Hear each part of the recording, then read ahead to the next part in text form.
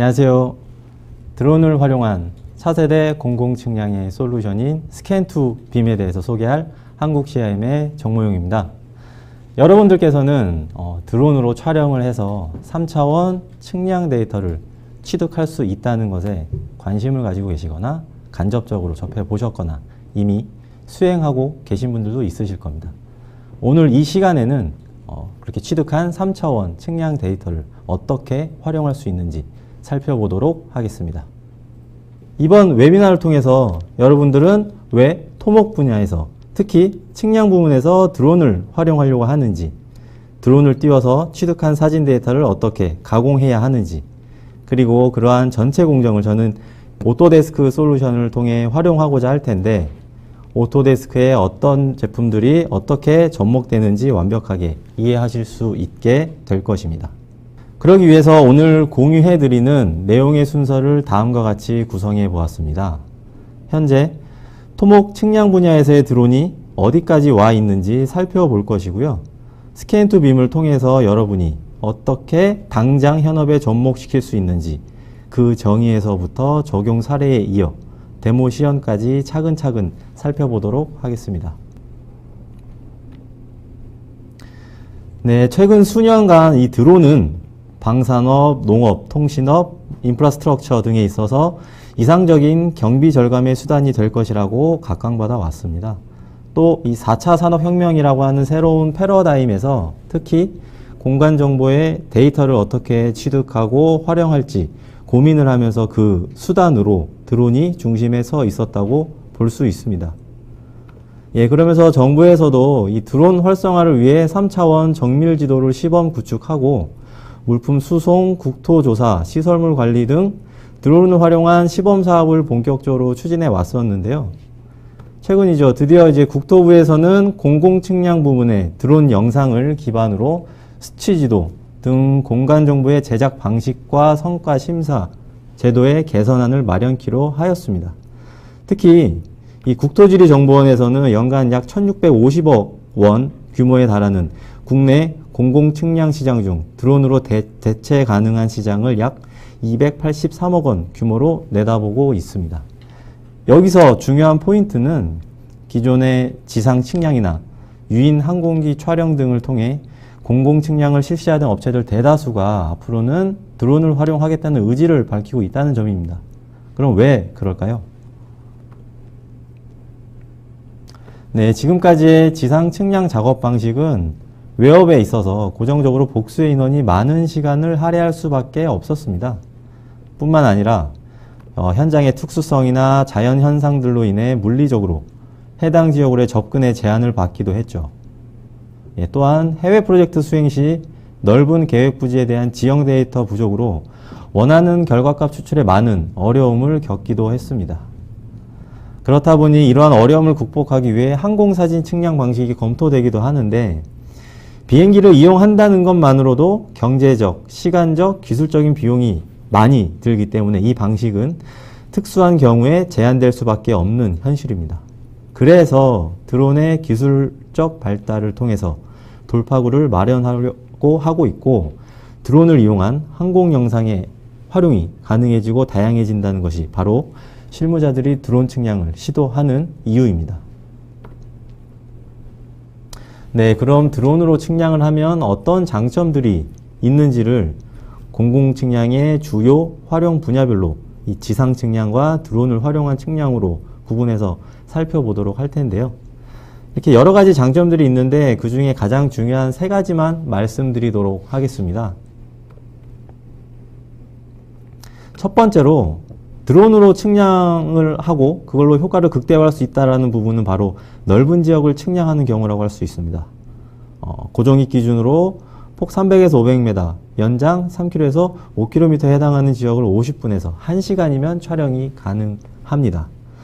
두 번째는 제가 잠시 후에 말씀드리겠지만 드론 촬영 이전에 이 지상 기준점 측량을 제외하고서는 드론을 조정할 엔지니어 1명만 있으면 웨업을 마무리할 수 있습니다. 그리고 마지막으로는 접근 불가능한 구역까지 측량이 가능하기 때문에 접근성이 용이하고 지형 지물의 악 조건으로 인해서 위험을 무릅쓰고 측량을 할 필요가 없다는 것이 여러 가지 이유들 중에 대표적으로 드론 측량으로 얻을 수 있는 기대 효과라고 말씀드릴 수 있습니다. 그럼 드론을 띄워서 어떻게 측량 성과물을 만들어내는지 말씀드리면서 스캔 투 빔이 무엇인지 정의해 보도록 하겠습니다. 사실 그동안 드론을 띄워서 취득한 데이터를 기반으로 포인트 클라우드를 추출하고 정사영상 이미지와 촬영 영상을 만들어 오신 분들도 계실 겁니다. 하지만 우리가 이야기하는 성과는 이것이 전부가 아니죠. 본질적인 정의부터 짚고 넘어갈 필요가 있을 것 같은데요. 드론을 띄워서 측량을 한다는 것은 드론으로 사진 측량을 한다는 것입니다. 사진 측량이라는 것은 항공 및 위성 영상으로부터 3D 지물을 추출해내고 분석하는 것에 그 목적이 있다고 볼 수 있습니다. 여러분들은 지금까지 드론으로 취득한 데이터로 사진 측량의 목적에 맞는 성과물을 어디까지 얻어오셨나요? 만약 그것이 고민이시라면 현재 작업 과정에서 무엇이 추가로 더 필요할까요? 저는 그 답을 드론으로 취득한 이 3차원 측량 데이터를 어떻게 연결시키느냐에 달려 있다고 생각을 합니다. 다시 말씀드리면 이 드론을 활용한 스캔 기술에서부터 빔 데이터 중심의 성과물 추출까지 3차원 측량 데이터 기반으로 하나의 워크플로우가 정립이 된다면 여러분들이 취득한 드론 촬영 영상은 단순히 정사 영상이나 동영상 촬영뿐만 아니라 선형 정보에 따른 종횡단 면도, 토공량 산출, 실시간 시공 관리 등의 다양한 목적으로 활용하실 수가 있습니다. 실제로 전체 업무 비중 또한 이 장비 운영보다는 그 데이터를 프로젝트의 특성에 맞게 가공하는 이 소프트웨어 활용 공정에서 더 많은 시간을 할애할 것이기 때문에 앞으로 제가 말씀드리는 내용에서는 장비 작동 방법보다는 정확한 데이터를 취득하는 방법과 드론으로 취득한 데이터를 어떻게 활용해야 하는지에 대해 중점적으로 말씀드리겠습니다. 그 중심에 있는 이 스캔 투 빔은 앞서 강조한 것과 같이 하나의 워크플로우 정립을 위해서 바로 이 데이터의 연결성이 가장 뛰어난 바로 오토데스크 솔루션을 기반으로 운영되는 방법을 설명드리도록 하겠습니다. 이렇게 화면 아래에 보이시는 것처럼 크게 세 가지 항목으로 제가 이 스캔 투 빔을 세분화해 놨고 이거에 대해서 좀 설명을 드리도록 하겠습니다. 자, 그럼 지금부터 각각의 공정에서 어떤 작업들이 이루어지는지 살펴보도록 할 텐데요. 우선 드론 촬영에 있어서 중요한 것은 결국 얼마나 이 데이터를 유실 없이 정확하게 취득하느냐입니다. 드론을 이용하는 사진 측량의 경우에는 비행기보다 낮은 고도로 운행하기 때문에 바람의 영향을 많이 받아 기체가 좀 불안정할 수도 있습니다. 그래서 사진과 사진 사이의 중복이 충분히 될 수 있도록 촬영 계획을 세우는 것이 중요합니다. 또한 기본적으로 드론에는 카메라의 위치를 알 수 있는 이 GPS가 장착되어 있어서 촬영을 마치게 되면 촬영한 영상에 대한 외부 표정 요소 값들을 알 수가 있는데요. 하지만 이런 초기 값은 지도 제작이나 정밀한 공간 정보 데이터를 만들기는 오차가 많이 발생하기 때문에 지상 기준점과 영상상의 관측점을 이용해서 정확한 카메라 외부 표정 요소를 다시 산출해야 합니다. 이러한 이유 때문에 현장에서의 지상 기준점에 대한 관측이 필히 선행되어야 하는 것입니다. 네, 그리고 이 장표에서는 실제로 드론을 어떤 타입으로 도입하는 것이 맞냐는 질문이 많아서 제가 좀 비교 장표를 넣어봤습니다. 물론 고정익 드론과 회전익 드론에 대해서 단순 비교를 해 놓은 것이고 제조사에 따른 드론의 품질 및 능력 그리고 적용된 기술에 따라 차이가 있을 수 있습니다만 이 비교표를 통해서 말씀드릴 수 있는 부분은 드론 측량의 목적과 계획이 명확하시다면 고정익과 회전익의 물리적인 특징으로 인해서 표의 상단과 같이 활용 분야가 달라진다는 점은 참고하실 수 있을 것이라 판단되는 장표입니다. 네, 이렇게 해서 취득한 데이터는 이렇게 후처리 프로그램으로 넘겨지게 되는데요. 만약 기존의 타사의 후처리 프로그램을 사용하고 계신 분들이라도 크게 걱정하실 필요는 없습니다. 기존 방식 그대로 사용하시면 되고요. 용도와 목적에 맞는 성과물의 분석과 추출을 위해서 저희 오토데스크 제품을 선택해 주시기만 하면 됩니다.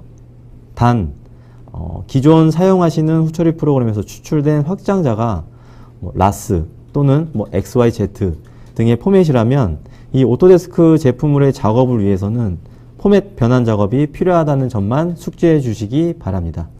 왜냐하면 오토데스크 제품들은 이 추출된 전군 데이터를 RCP 또는 RCS라는 특정 포맷으로만 임포트할 수 있기 때문에 비록 타사의 제품으로 다른 포맷의 데이터를 보유하셨다고 하더라도 리캡에서 변환 작업만 거친다면 오토데스크에 어떤 제품으로든 임포트할 수 있습니다.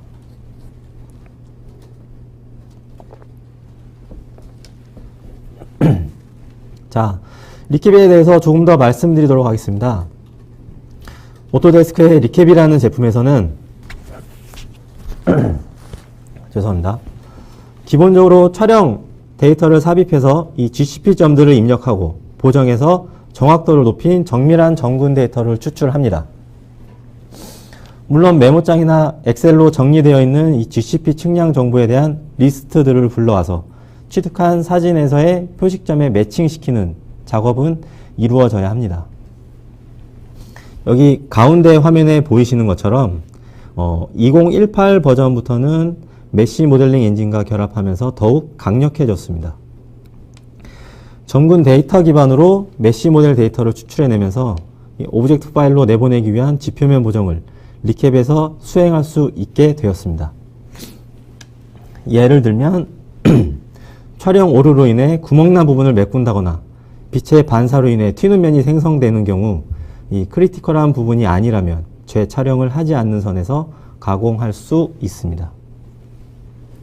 특히 해상도 높은 이미지와 내비게이트 기반의 동영상 촬영이 가능해진 부분도 현황 분석 단계에서 유용하게 쓰이고 있습니다. 네, 이렇게 이미지와 동영상 뿐만 아니라 그 이상의 활용을 위해서는 오토데스크의 오토캐드 11 3D, 인프라웍스 등의 제품들이 사용됩니다. 오토캐드 11 3D는 일반적으로 잘 알고 계시는 오토캐드에 이 토목 설계에 특화된 모듈이 추가되어 있는 설계 전용 캐드입니다. 때문에 수치지도 제작부터 지지도 해석, 선형 계획, 그 계획에 의한 단면 모델링에 의한 도면과 수량 등의 성과를 추출할 수 있는데요. 이렇게 좌측에 보이시는 것처럼 공공 측량 부분에서는 전군 데이터를 그대로 삽입하고 3차원 지표면 모델링을 통해 현황 대비 절도 성토량을 확인할 수 있습니다.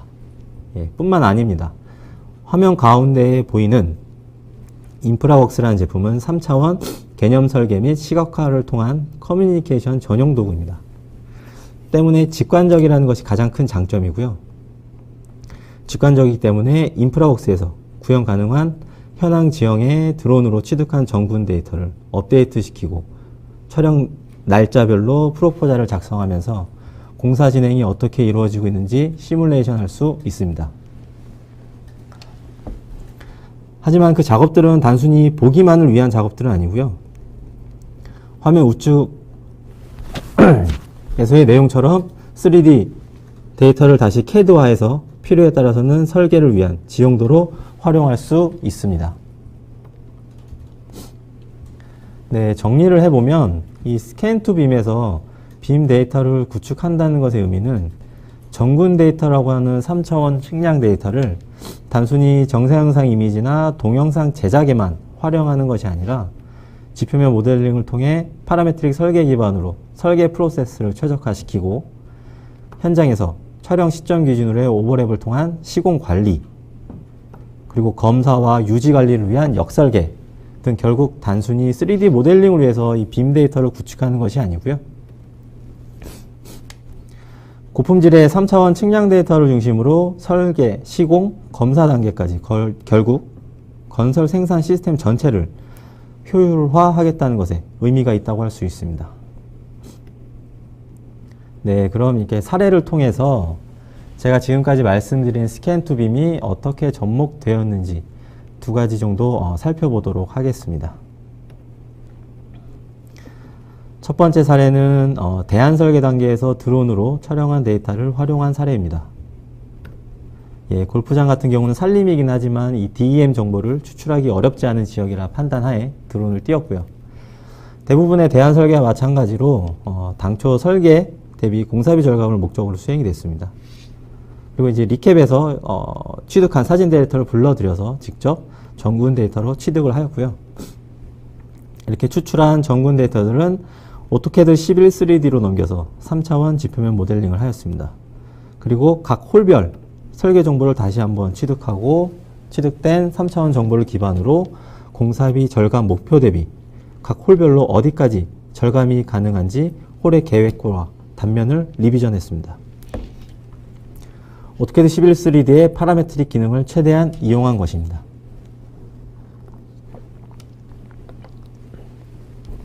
네, 그렇게 나온 결과물은 발주처와의 원활한 커뮤니케이션을 위해서 인프라웍스를 활용해서 시각화하는 데 좀 더 노력했습니다.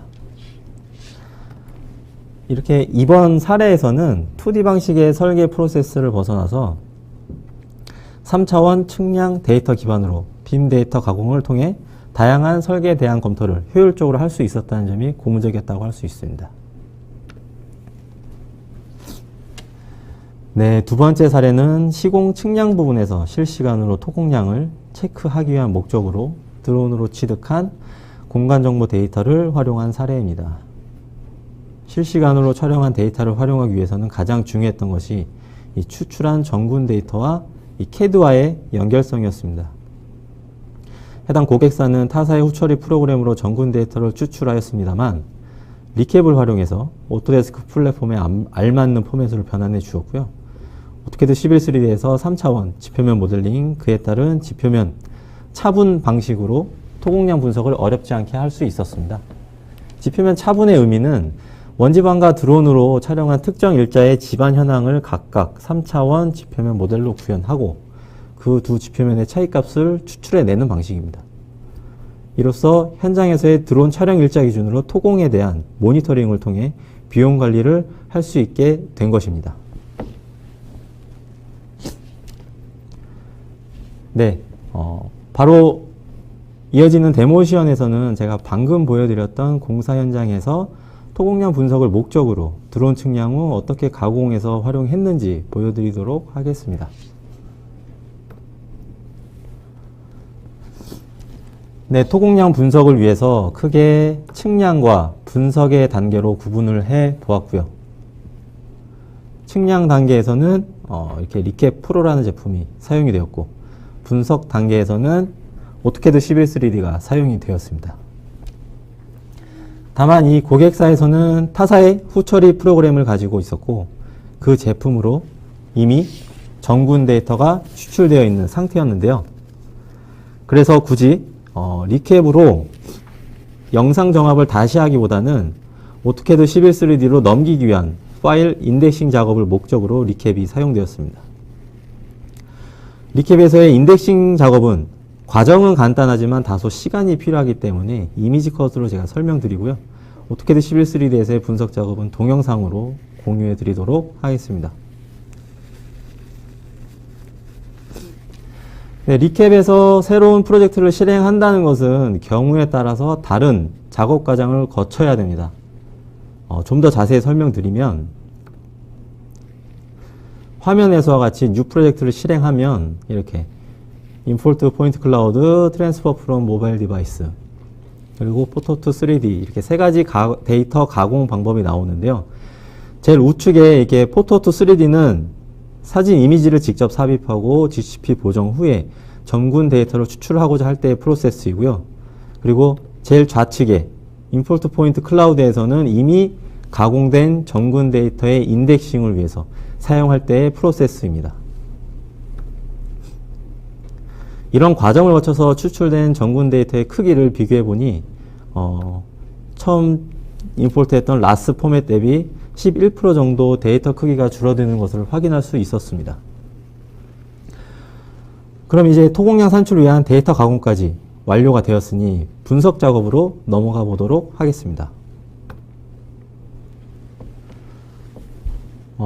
결론부터 제가 말씀을 드리면 이 절토량 산정을 위해서 오토캐드 11 3D로 작업을 할 것이고요. 오늘 촬영한 야적장의 지표면을 모델링하고 내일까지 계획한 절토 레벨을 정의한 지표면을 모델링을 해서 그 두 지표면의 비교 계산으로 절투량을 산정하는 방법을 보여드리도록 하겠습니다.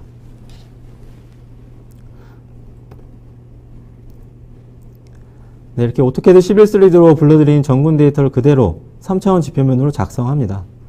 불러드린 지표면을 오늘 촬영한 데이터라 가정하고 지표면 이름을 이렇게 지정하고요.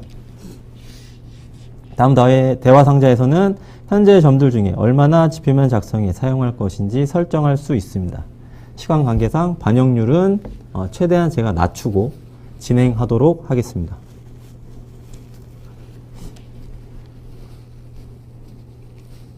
그리고 나면 DEM 생성을 위해서 점들을 필터할 수가 있는데요.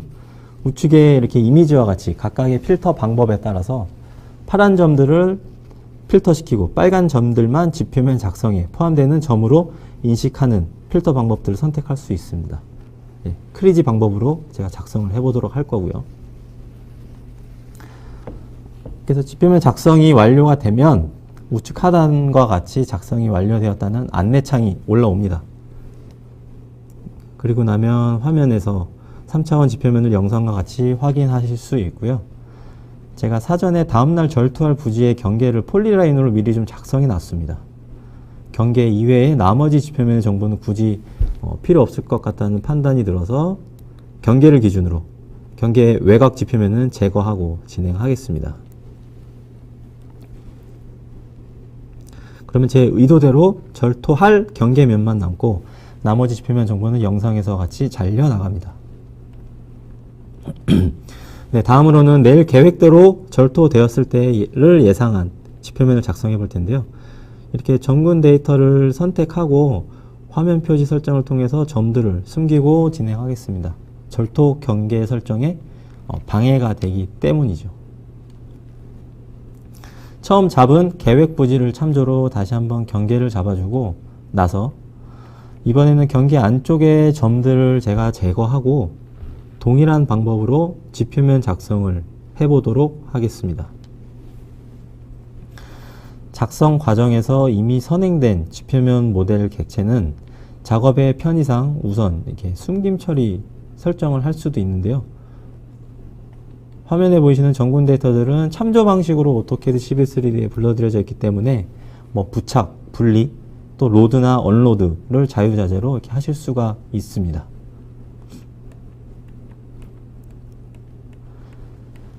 네, 다시 한번 지표면 작성을 하는 거는 조금 전과 동일하게 진행이 됩니다. 포인트 클라우드에서 지표면 작성을 하고 또 내일 절토될 지표면 모델링이니까 지표면 이름은 내일 날짜로 제가 작성해 보도록 하죠. 마찬가지로 점 사이 거리를 조절해서 그 양을 설정하고 크리지 보관법으로 비지면 점들을 필터합니다. 예, 이렇게 함으로써 오늘 촬영으로 인해서 야적되어 있는 지표면을 모델링했고 그리고 내일 계획대로 절토되었을 시에 대한 지표면 모델링을 완료하였습니다.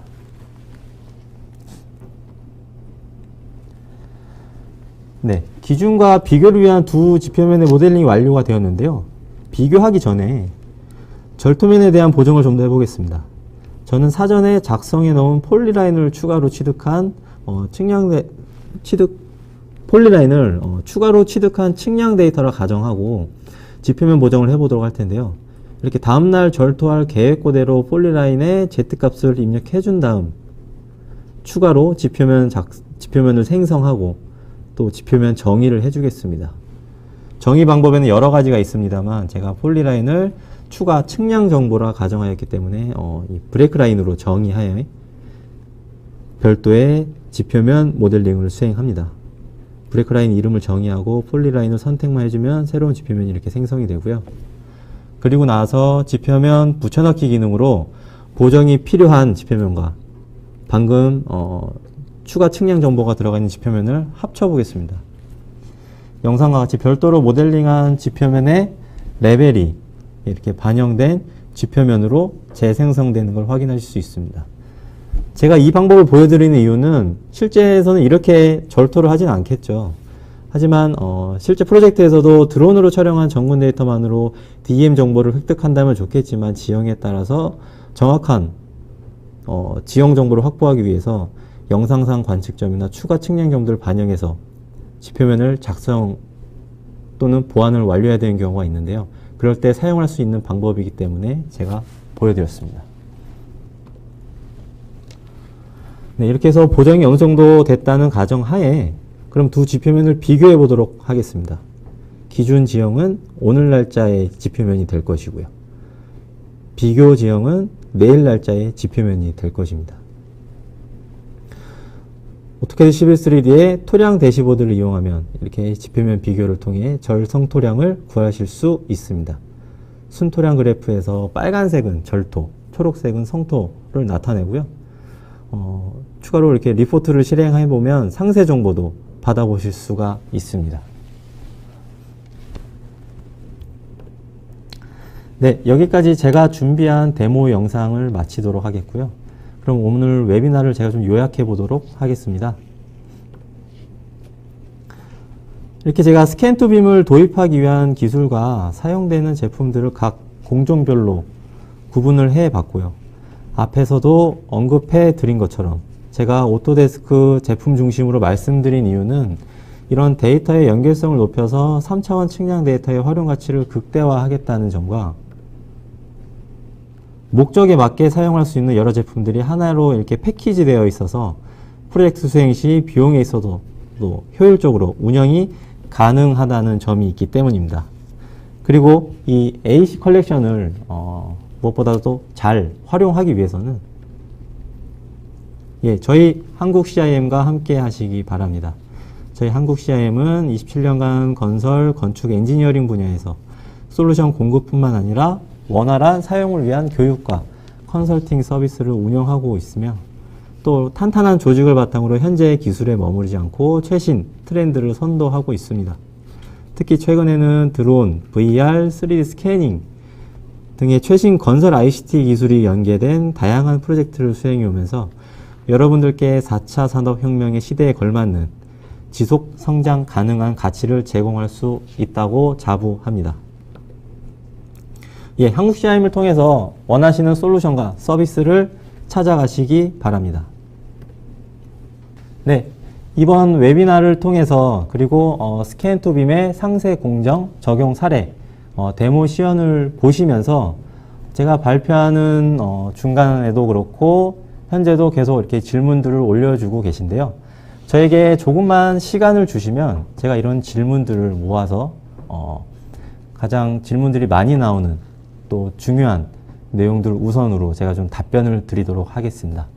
그럼 잠시 후에 뵙도록 하겠습니다.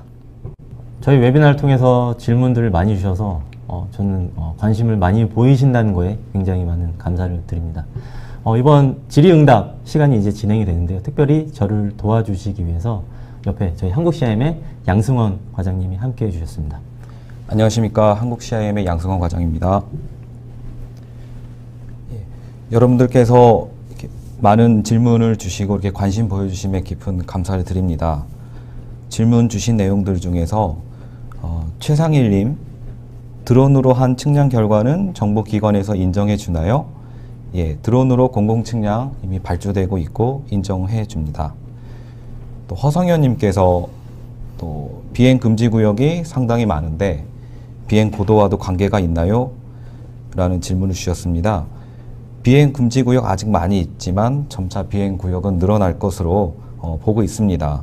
이제 비행 고도에 관심을 가지셔야 될 것 같고요. 비행 고도가 낮을수록 사진 중첩 비교가 필요해서 사진 장수가 늘어나나 정확성은 향상이 됩니다.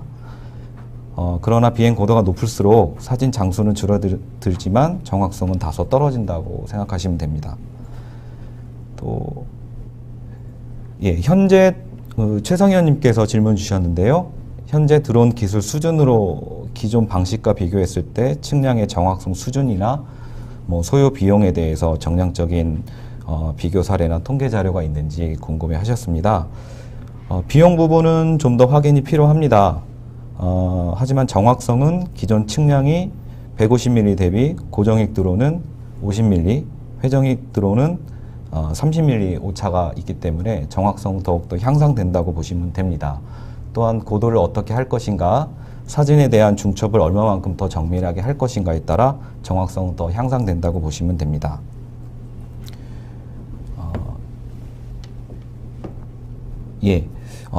이 외에 질문들이 또 있고요. 오늘 네. 다음 몇 가지 질문들은 제가 좀 답변을 드리도록 하겠습니다. 우선 질문 내용이 드론 촬영 시 산림지나 등고차가 많이 나는 지역에서 수평 수직 중복도 %나 정확한 촬영 팁이 있습니까? 라는 질문을 주셨는데요. 질문 주신 대로 울창한 산림 같은 경우는 그 DEM을 추출하기 어렵습니다. 어렵고요. 그리고 흔히 지금 필드에서의 중복도는 90% 정도로 작성을 해서 데이터를 취득을 하고 있습니다. 그러니까 상당히 많은 중첩도를 주셔야 된다는 거에 좀 말씀을 드려야 될 것 같고, DEM을 추출하기 위해서는 결국 그 울창한 산과 산을 뚫고 밑에 바닥 지점을 찍어야 되는데, 아직 드론의 사진 측량이 그렇게까지 데이터를 취득하기 어려운 부분이 사실은 좀 있죠. 그래서 거기는 추가로 현지 측량을 해서 그 데이터를 제가 아까 데모 시연으로 보여드린 것처럼 지표면 모델링에 반영해서 DEM을 보정하고 있습니다. 그리고 다음 질문입니다. 촬영한 자료를 다른 솔루션에 가공하기 위한 자료 포맷은 어떤 것들이 있는지요? 이 다른 솔루션이라고 하는 것이 저희 오토데스크 솔루션으로 활용하기 위해서 여쭤보시는 건지 좀 궁금하긴 한데, 가공하기 위한 자료 포맷, 아까 전에 장표에서는 저희 그 RCP 또 RCS의 확장자를 통해서 저희 오토데스크 솔루션, 뭐 CB3D, 인프라웍스, 또 뭐 나비스웍스, 레빗과 같은 제품을 임포트해서 다양한 이제 설계 및 분석을 해서 활용할 수가 있는데요. 제가 이 질문에 대한 답변이 만약에 이게 원활하지 않았다라고 하면 저에게 메일로 다시 한번 문의 주시면 제가 정확한 답변을 해드리도록 하겠습니다.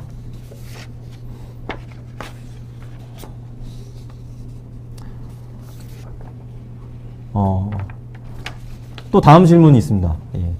드론 촬영으로 추출한 데이터를 원활하게 운영하기 위한 PC 사양이 어느 정도 수준이 되어야 하나요? 제가 요거에 대한 답변을 좀 드리면은, 제가 조금 전에 발표할 때 니캡에서 프로젝트를 시행할 때 포토2 3D로 포인트 클라우드를 가공하는 방법과 임포트 포인트 클라우드로 타사의 프로그램이나 스캐닝 데이터를 가지고 와서 인덱싱만 하는 경우 두 가지가 있다고 말씀드렸습니다. 저희 오토데스크 홈페이지에서도 리캡의 시스템 리콰이어먼트를 보시면 확인하실 수가 있는데, 리캡 포토 같은 경우는 워크스테이션급의 사양이 필요합니다. 직접 그 사진을 가지고 포인트 클라우드를 변환을 해야 되기 때문이고요. 근데 임포트 포인트 클라우드로 이미 추출된 스캐닝 데이터를 인덱싱만 해야 되는 경우에는 그렇게 높은 사양이 아니어도 일반 노트북으로도 충분히 가능합니다.